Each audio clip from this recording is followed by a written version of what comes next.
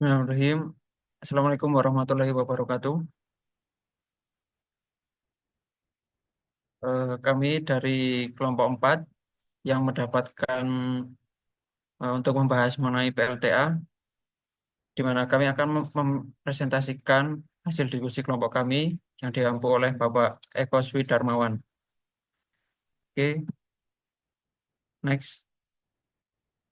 Adapun anggota dari kelompok 4 yaitu ada Dava Agil Ma'ruf, ada saya sendiri Widi Faikul Sarif, lalu ada Brian Akmal Luari, dan ada M. Rafael.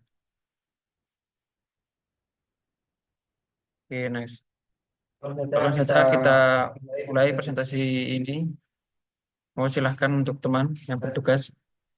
Baik, untuk yang pertama yaitu adalah definisi PLTA.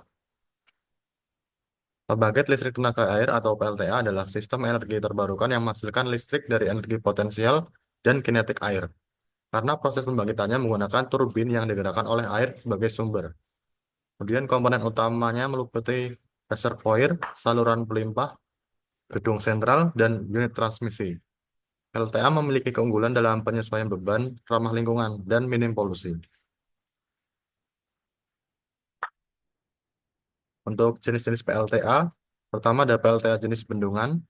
PLTA ini memanfaatkan bendungan di sungai untuk meningkatkan permukaan air hulu, menghasilkan energi potensial yang lebih besar, dan kemudian PLTA run of river. PLTA memanfaatkan aliran sungai alami untuk membangkitkan listrik dengan mengalihkan air melalui bendungan. Kemudian ada PLTA jenis waduk.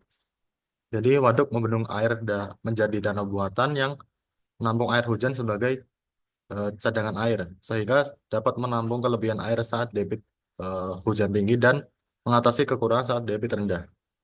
Kemudian ada PLTA Pumped Storage. PLTA memanfaatkan kelebihan listrik saat hujan atau malam hari untuk memompa air dari hilir ke hulu, mengembang, mengembalikan air yang digunakan saat beban puncak.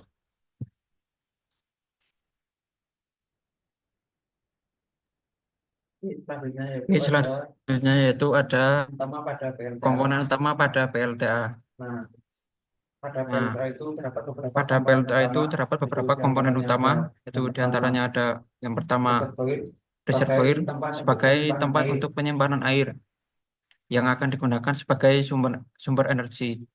Lalu ada intake yang berfungsi sebagai pintu masuk air menuju saluran pipa atau penstock. Lalu ada penstock yang merupakan pipa yang mengalirkan air bertekanan tinggi menuju ke turbin. Lalu ada turbin yang berputar akibat dari tekanan air dari penstock dan mengubah energi kinetik menjadi energi mekanik. Lalu ada generator yang mengubah energi mekanik dari turbin menjadi energi listrik.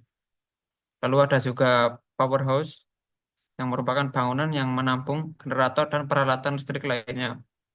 Lalu ada long distance power lines yang merupakan saluran transmisi yang menyalurkan listrik ke pengguna. Lalu ada river, yaitu merupakan aliran air yang keluar setelah digunakan untuk menggerakkan turbin. Nah, adapun ada prinsip kerja dari PLTA. Yang pertama itu tentunya ada pengumpulan air. Nah, setelah dari pengumpulan air ini, air disalurkan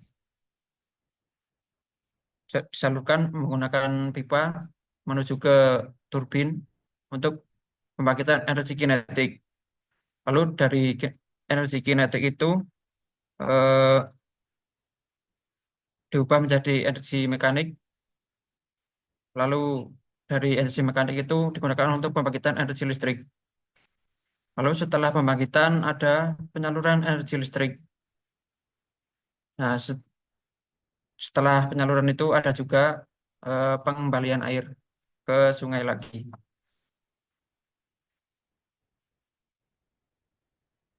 Selanjutnya, tantangan dan kekurangan.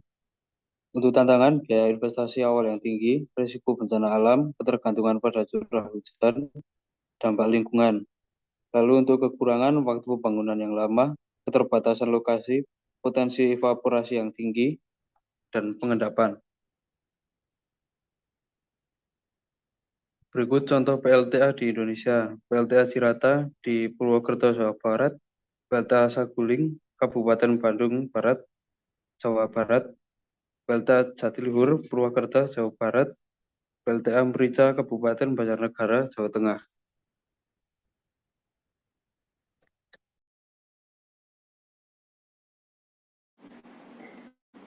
Kemudian kesimpulan dari presentasi kali ini terdapat 4 poin. Yang pertama, PLTA merupakan salah satu sumber energi terbarukan, memanfaatkan energi potensial dan kinetik air untuk menghasilkan energi listrik. Dengan keberlanjutan sumber daya air, PLTA dapat menjadi solusi energi jangka panjang yang ramah lingkungan. Kemudian terdapat beberapa jenis PLTA, seperti PLTA bendungan, run-off river, waduk, dan pump storage. Setiap jenis memiliki karakteristik khusus dalam pemanfaatan air. PLTA juga terdiri dari berbagai komponen utama, termasuk reservoir, turbin, generator, dan jaringan transmisi listrik. Yang ketiga, PLTA bekerja dengan mengubah energi potensial air menjadi energi listrik melalui beberapa tahap, termasuk pengumpulan dan penyaluran air, kemudian pemutaran turbin, lalu mengkonversi energi mekanik menjadi listrik oleh generator. Yang terakhir adalah PLTA memiliki berbagai keunggulan seperti efisiensi tinggi, biaya operasional yang murah, yang rendah, serta stabilitas pasokan listrik. Namun terdapat tantangan seperti biaya pembangunan yang besar, dampak lingkungan, dan ketergantungan pada kondisi cuaca.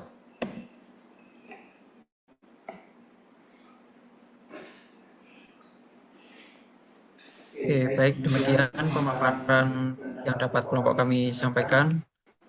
Semoga bermanfaat dan dapat menambah wawasan untuk kita semua. Baik, terima kasih atas perhatian dan waktunya. Kelompok kami pamit undur diri. Wassalamualaikum warahmatullahi wabarakatuh.